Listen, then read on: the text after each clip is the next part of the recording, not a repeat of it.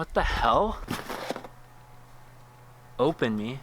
Why is drama? Imallexx. I'm your host.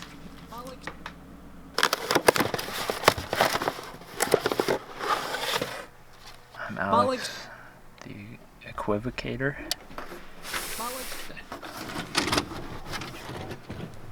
Hello everyone, I'm Alex and welcome back to another video. Who's playing that? Okay, I don't know what that was. I don't know what came over. Okay, that's all. This is dying. I willingly put it on there. So in today's video, I'm sure you could gather, we're going to be looking at fan edits, a pretty popular Instagram tag with over 4 getting away million with shit this posts on time. it. That's a lot of underage kids who have been put into After Effects and flashing lights out of it. I'm sure you've all seen the fan edit. Oh, wait. Safety first.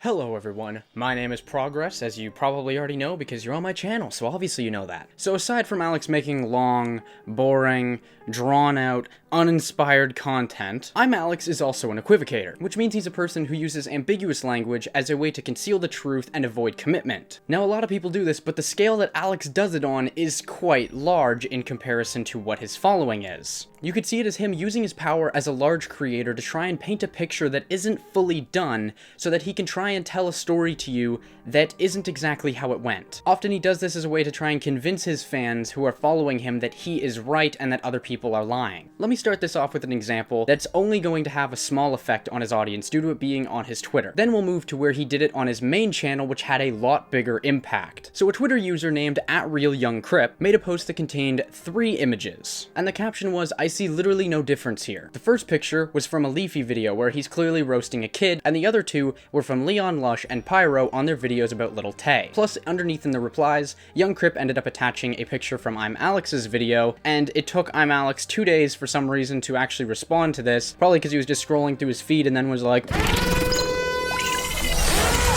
Obviously that tweet was directed towards commentary channels that are devolving back into the Leafy style of content which we critique Leafy for himself, because we said to him in the past that it's not okay for him to just go on and bully little children for just random videos they're making on the internet. But as sad as watching grown men, some who have a wife and a kid themselves, actually roasting a little kid is, that's not obviously my issue with Imallexx. My problem with Alex arises when he decided to respond to Young Crip in the replies with a video. In it, he basically has to lie to protect his friends. He tries to say that they never insult the little girl, and that maybe the worst thing that they actually say is like, oh, where are her parents? Which, in Alex's case, that actually is true. But for his friends, it's clearly not, and if Alex actually watched his friends' videos, he would know that, unless, of course, he does know that, and is hoping that people will disbelieve him.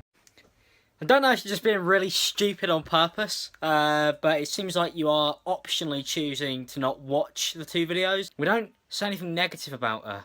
I think the worst thing anybody says is, where are her parents? Little Tay is what happens if you have Daniel Brigoli and Woe Vicky and combine them together into something absolutely disgusting. I feel like you're purposely trying to misconstrue people's videos for no reason at all. She's a 9-year-old child, so I've gone from bullying children to bullying preschoolers. Which is really unfair, and you're just kind of hoping that nobody will actually watch them.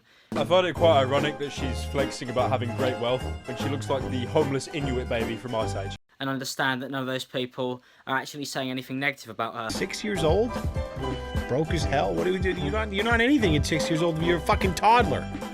Fuck out of here. Whereas Leafy would literally say to people with Down syndrome, oh, is she retarded? Knowing full well that she was. He wasn't making some skit jokey video about the fact that there's somebody with more money than us who's like 20 years younger than us. But I think you're aware of that though. You're trying to pretend that you don't know about that. so you could prove this cool little commentary point, which is completely fucking false. The first picture she has is just her flexing her Vietnamese dong. You're not exactly just doing it as like a joke to somebody who's clearly not Asian. You're literally saying it to a little girl who is Asian. It's clearly an insult. So once again proving that Alex is just speaking out of his ass and actually probably hasn't watched his friends' videos on the topics. Now, this is the part of the video where I'm going to get into the bigger topic, which is going to show, in my own opinion, that this is a place where Imallexx has clearly tried to manipulate his audience. This is going to be very controversial, and it's going to be discussing the topics of mental illnesses. So if you're sensitive to those kind of issues and stuff like that, and you want to click off now, then I would suggest you do that. I just want to put a disclaimer as well, saying I'm not a doctor or a therapist myself, but everything that I have put together is very well researched. So your choice to stay on the video or to leave it is probably the best time to be now, because I'm just going to get into this. So, Imallexx doesn't have depression. This is said by himself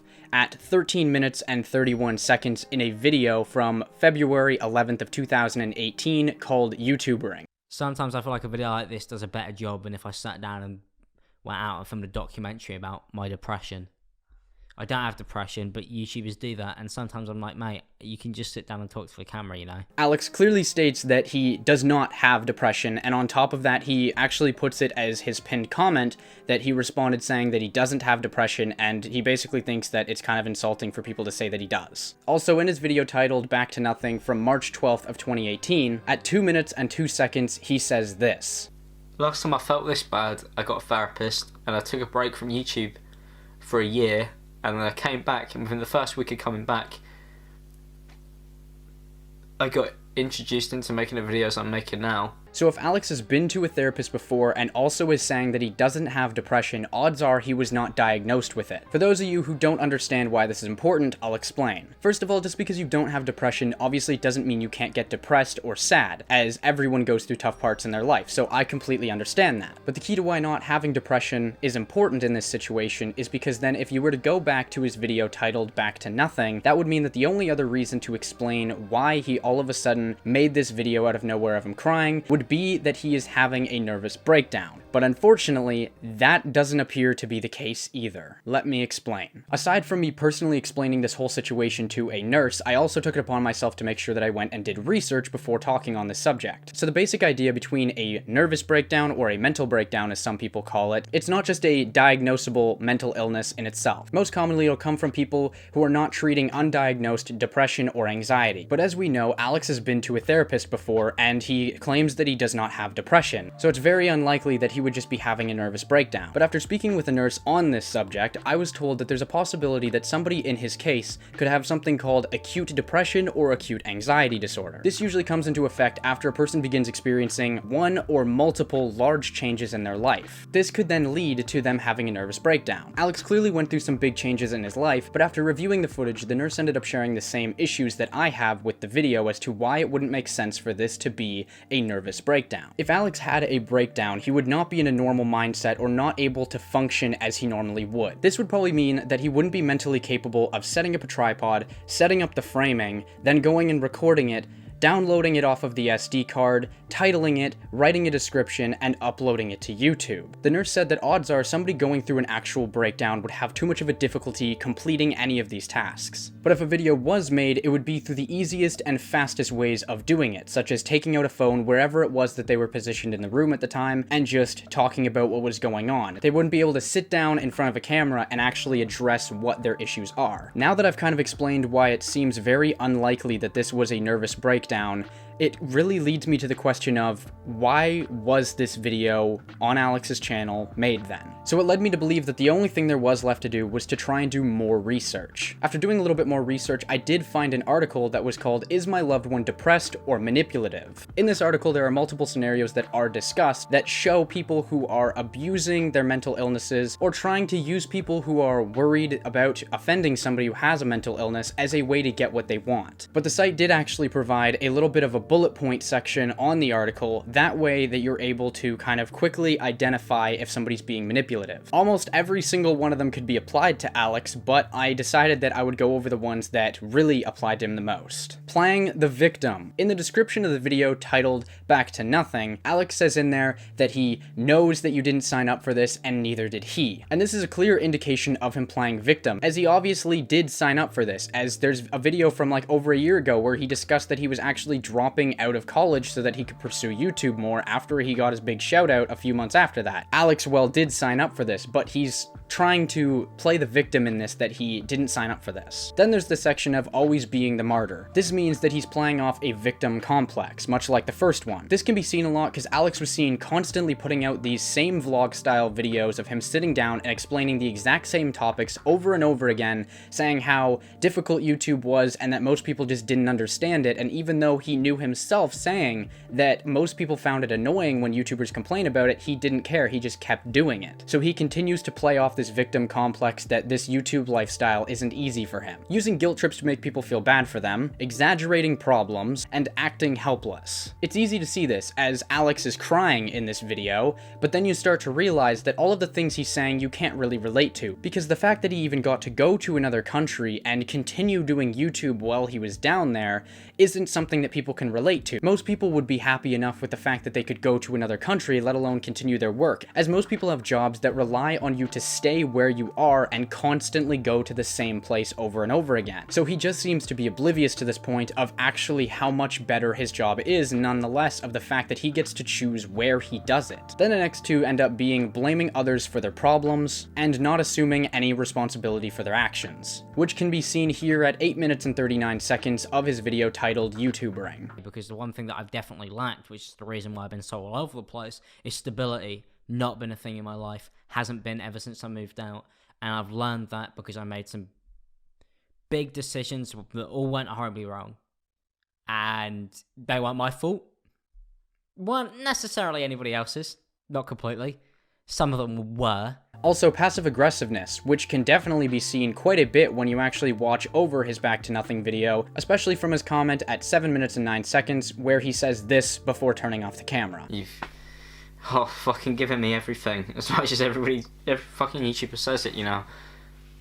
But you can't give me everything. Also, this video of Alex crying and talking about how he has to leave the US and how hard YouTube is as an actual career for him isn't the first time he's even done this. There was a video that came out literally 9 days right before he actually ended up making the Back to Nothing video that explained the exact same topics but minus him crying. And remember that video that I keep referring to from February 11th that's called YouTubering? Well, that video too explains the exact same topics of moving back to the UK and how he says that YouTube is a hard career for him and all this stuff, except once again, minus the crying. In fact, in the other videos, Alex straight out says himself and acknowledges the fact that when he moves back, odds are he's going to have to live with his parents for a few months until he gets the money to be able to move out onto his own again. I don't even know where I'm going to be staying at this point. Probably in my parents' place. I'm not going homeless. As in, like, am I going to have to fork out a ton of money again to try and give myself a place to stay? And if everything goes well, I'll be having my own place in a very few amount of months, but... Yet in the video with him crying, he actually acts angry, almost as if this was unexpected that this was going to have to happen. I'm back here in this tiny fucking room, and everything's just gone back to the beginning again. I feel like I'm just reversed to a year ago. I'm just back at square one. He would have known for months that he was going to end up having to come back, on top of the fact that he's already told his audience multiple times that this was going to happen. The only reason that I can see him making this video at this point with all of the information that I've provided is that he tried to do it for attention and to make people feel bad for him. Whether he did it subconsciously or not, that's greatly what it appears to be doing. Let me make it clear that I'm fine with Alex crying, as he's a human being and, you know, getting sad or even feeling depressed is a normal thing. But you'd even think as well that he'd have have more friends in the UK excited that he'd get to come back than he would have people in the US disappointed to see him go. On top of him knowing that within 2 weeks of his return, he'd end up getting to go to Insomnia and see all of his friends again, on top of getting to have more fan interaction. So since Alex doesn't have depression, it's really not making it clear as to why this video exists on his channel. Unless Alex lied to us and he actually does have clinically diagnosed depression, which is very doubtful, because if he actually did, he wouldn't be drinking. Which leads me to my next point. On March 29th of 2018, 17 days after Alex made his Back to Nothing video, I made a tweet saying this. Imagine 2 weeks ago you're having a mental breakdown and having depression, and today you're at an event drinking while knowing alcohol is a depressant that can cause drinking problems because you're so depressed. Which was obviously met with pretty mixed opinions. There were many people who believed that this shouldn't matter about my opinion, and that if Alex wanted to cope this way by having some fun and drinking, then he should be able to do that. Should I have spoken out against Alex actually doing this?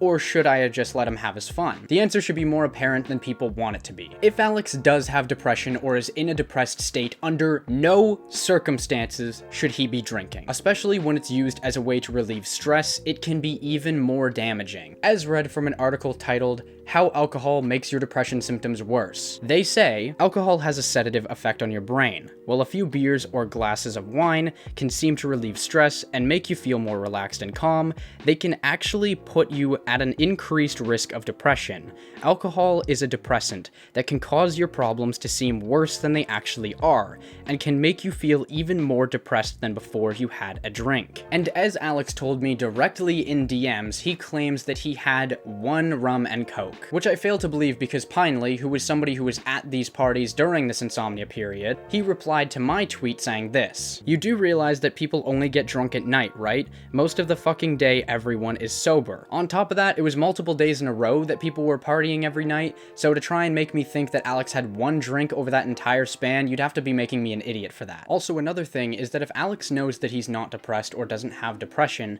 then why didn't he correct me in DMs when he could have? It may seem like a small thing, but if a little over a month ago you were saying that you don't have depression, and then somebody makes a tweet saying that you do have depression and through the use of alcohol would be making it worse, wouldn't you think it'd be the right thing to actually try and correct them? Plus, on his Instagram from May 3rd, you can see a picture of him at the Fanatic house, and he's holding a Nerf gun, and he also has a red Solo cup, which I can only assume has alcohol in it. So odds are, to this point, he still is actually drinking. Let's say, for example, if Alex actually was depressed at the time of him making the video of him crying, that would show that he's not on a path to self-help. Even if it was diagnosed that he had anxiety, that if they were actually taking anxiety or depression medication and tried drinking at all, it could be seriously damaging. Or even if you stop taking your medication so that you can drink, that once again is destructive to your body again, because it's reversing the effects that the actual medication had on you, since alcohol is a depressant. I reached out to a friend of mine on Twitter who I will not have named or not show their face at all, as they don't feel fully comfortable yet with sharing their experience from their point. But they allowed me to share their experience to you guys instead, as long as I didn't name anything. This experience goes over what happens when somebody is depressed and decides to start drinking,